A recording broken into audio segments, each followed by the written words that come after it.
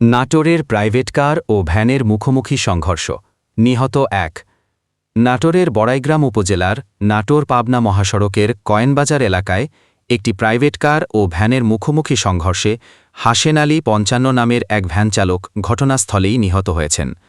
শনিবার ২৬শে জুলাই দুপুরে এই মর্মান্তিক দুর্ঘটনা ঘটে।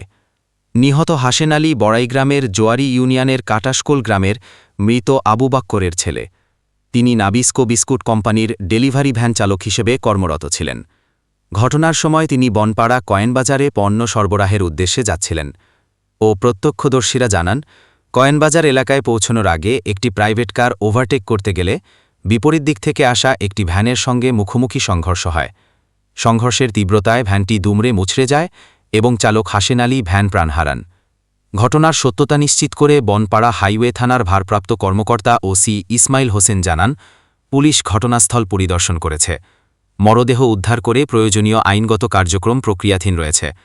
দুর্ঘটনা কবিত যান দুটি জব্দ করা হয়েছে এবং পরবর্তী ব্যবস্থা নেওয়া হবে।